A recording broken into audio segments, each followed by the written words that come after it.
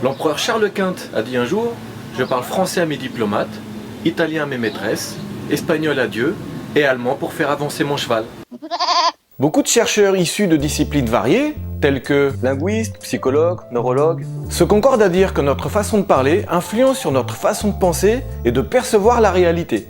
Ça s'appelle l'hypothèse de la relativité linguistique. C'est fascinant, ça veut dire que notre rapport avec les objets, les gens, nos pensées, notre façon de percevoir le monde sont structurés par notre langage. Et ceci dès les premiers mots qu'on entend. Bonjour mon petit trou du cul, c'est papa qui te parle. Évidemment, on peut toujours envisager l'hypothèse inverse, que c'est le langage qui reflète la façon de penser d'un peuple, ou les deux qui s'influencent mutuellement. Dans tous les cas, certaines langues seraient mieux adaptées que d'autres dans certains domaines. Prenons en exemple ces quelques langues. Les Russes possèdent deux noms différents pour désigner ce qu'on appelle communément la couleur bleue. Et ça les rend plus rapides que d'autres pour distinguer les différentes nuances de bleu. Cet exemple peut vous paraître anecdotique, mais ça ne l'est pas, car leur zone du cerveau qui traite les couleurs étant plus sollicitée depuis l'enfance, leur vision des couleurs est plus affûtée. Le monde s'en trouve forcément changé. Des travaux expérimentaux montrent aussi que le langage a une influence sur la perception des émotions. Prenons l'exemple des Portugais, qui ont beaucoup de mots pour décrire les émotions, bien souvent intraduisibles, comme par exemple la saudade, qui décrit une émotion pour laquelle il me faudrait plusieurs minutes pour vous l'expliquer en français. Ils ont même un style musical, le fado, qu'ils aiment écouter dans le but de provoquer cette émotion, jusqu'à en pleurer parfois, et ils aiment ça. Les Italiens utilisent très souvent la duplication des mots, comme en français, vite vite, allez allez, mais en bien plus étendu. En plus d'avoir plein d'adverbes de degrés dans leur langage, ils utilisent aussi le superlatif absolu, bellissima, velocissimo. De plus, l'intensité du ton apporte une dimension émotive. Bella, bella, andiamo. En jaugeant l'intensité et l'émotion, on comprend pourquoi les Italiens sont des gens qui sont loin d'être froids. De plus, l'utilisation des gestes apporte une dimension théâtrale. Tout est spectaculaire en italiano et le romantisme, c'est beaucoup plus facile. Contrairement à l'italien, le japonais a peu de mots pour exprimer les désirs ou les préférences personnelles. Il n'est pas courant de poser des questions directes à quelqu'un sur ce qu'il souhaite, à l'exception de la famille ou des amis intimes. Si vous posez une question directe à un japonais, sur un lieu de rendez-vous par exemple, il restera évasif sur ce qui lui convient le mieux. Ça m'est égal, n'importe où, tout me convient. Bref, en japonais, c'est inconvenant de dire directement ce qu'on veut. A l'inverse, en anglais, il y a une multitude de mots qui ne demandent qu'à être choisis pour exprimer librement ses préférences et qui attendent que les autres en fassent autant. De plus, le vouvoiement n'existe pas, ce qui simplifie encore plus l'échange. Dans une question, un anglophone donnera librement son avis s'il veut ou pas que vous fassiez quelque chose. Can you do that for me? Les anglo-saxons sont plus nuancés que les anglo-américains, toujours dans l'idéal de liberté individuelle, mais aussi en reconnaissant l'autonomie personnelle de l'autre.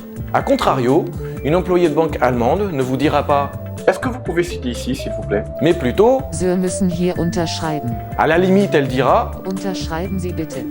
le terme müssen, qui veut dire devoir, est très fréquent dans la langue allemande, beaucoup plus fréquent que dans la langue française. Le français, c'est une très belle langue, mais très complexe, avec des conjugaisons à n'en plus finir, et en plus, il faut très bien articuler, sans compter les sons comme le E ou le U, qui n'existent qu'en français. C'est une langue très difficile car elle est très riche.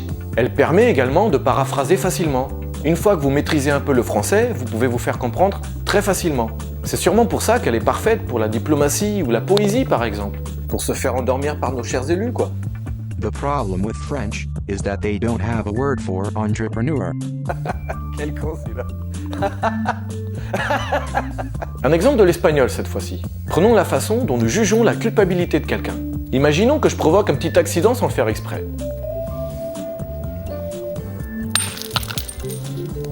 Si vous pensez en français, vous êtes en train de vous dire « il a cassé l'assiette ». Mais en espagnol, le langage courant utilisera une forme plutôt passive qui ne fera pas référence directement au coupable. Mon auditoire espagnol se dira donc plutôt Se rompió el plato. Des expériences à ce sujet ont d'ailleurs été menées par des sociologues qui ont constaté que les hispanophones avaient plus de mal à se souvenir des responsables. C'est pareil pour le japonais d'ailleurs. Ça explique peut-être pourquoi ils sont moins rancuniers que les Français. Il existe environ 7000 langues vivantes à l'heure actuelle, et donc autant de manières de penser. Imaginez-vous vivre parmi la tribu des Pirains en Amazonie qui n'ont que 3 mots pour compter. Imaginez-vous vivre parmi les aborigènes de Pampurao en Australie, dont la langue locale ne permet pas de dire gauche ou droite. Pour se repérer, ils n'utilisent que les directions cardinales, nord, sud, est, ouest. Si vous posez une fourchette à côté d'une assiette devant eux sur une table, et que vous demandez où se trouve la fourchette par rapport à l'assiette, ils vous répondront quelque chose comme « elle est au sud-est, elle est au nord-est », suivant l'orientation de la table par rapport aux points cardinaux. Ça impose en permanence de savoir où est le nord, mais apparemment ils n'ont pas de problème avec ça. Imaginez-vous vivre chez les Aymara, dans les Andes, où le passé se situe devant et l'avenir derrière. Bon, c'est pas si bête, sachant qu'on peut voir le passé, mais pas l'avenir. Par contre, en mandarin, où le passé est au-dessus et l'avenir en dessous, j'ai pas trouvé d'explication. Merci pour votre visionnage. Si vous avez envie de donner votre avis, c'est avec plaisir, faites-le dans les commentaires juste en dessous. Et restez lucide, abonnez-vous.